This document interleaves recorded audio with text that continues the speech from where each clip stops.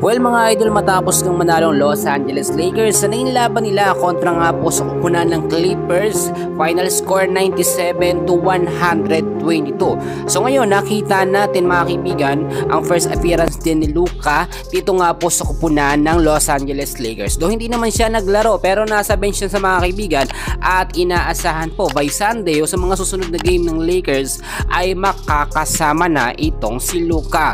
Well kung titignan nyo mga kaibigan, so far ang starting 5 lineup ng Lakers mga kaibigan ay mag-a-adjust once na makapaglaro ng mga kaibigan na itong si Luka. Kanina ginamit po mga kaibigan sa starting 5 etong si Rui Hachimura, LeBron James, Jackson Hayes, ang ganda ng pinakita, napahanga pa dyan si Luka mga kaibigan, si Austin Reeves, etong si Dorian Smith, kasama sila sa starting 5 lineup mga kaibigan. And so far kung titignan natin, Rui Hachimura 34 minutes of playing time, 20 points, LeBron 31 minutes of playing time, meron 26 points, Jackson Hayes mga kaibigan 24 minutes of playing time, 6 minutes. Austin Reeves 30 minutes of playing time, meron 20 points po mga kaibigan.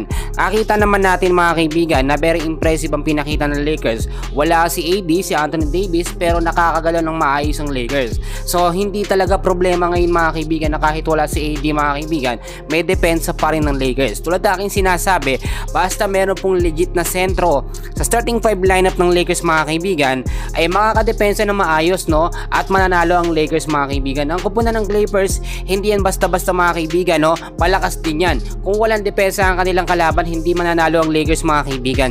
Sa pagkakataong ito, sobrang inaabangan din. Eto, take note mga kaibigan, no? Ang tandem po nito nga pong si LeBron at ito nga pong si Luka Doncic mga kaibigan. Marami nagsasabi na ito yung greatest tandem na mangyayari nga po sa NBA, which is talagang titignan nyo mga kaibigan, sulit na sulit nga po yung franchise player nga po ng Lakers na si Luka. Well para naman sa akin, no, tignan natin kung ano yung mayayambag ni Luka mga kaibigan. Ibang sistema po meron ngayon sa Lakers mga kaibigan. At tulad na aking sinasabi, once po na star player ang trinade nga po na dito sa Lakers, no, bibigyan niya ng minuto. Marami nang na-trade na player nga po dito nga po sa kupunan ng Los Angeles Lakers, pero karamihan sa kanila nasa bench po at hindi nakakapaglaro mga kaibigan. So ang tanong, favoritism ba yung nangyayari dito mga kaibigan sa Lakers? Syempre kasama na yun mga kaibigan. Tignan nyo si Luka, sikat na sikat yan sa Dallas Mavericks mga kaibigan. Itinuturing niya na star player mga kaibigan na talagang kaya makipagsabayan sa malalupit na player nga po dito sa NBA. Kung ikukumpara naman natin kay Anthony Davis, syempre iba yung kalibre na meron nga pong Anthony Davis at LeBron James na tandem. Pero ibang senaryo naman ang mangyayari kapag meron Luka at meron pong LeBron. So abangan natin yung mga susunod na update kaibigan, and please dyan lang kayo, huwag kakalimutan mag-like and subscribe. Maraming salamat po.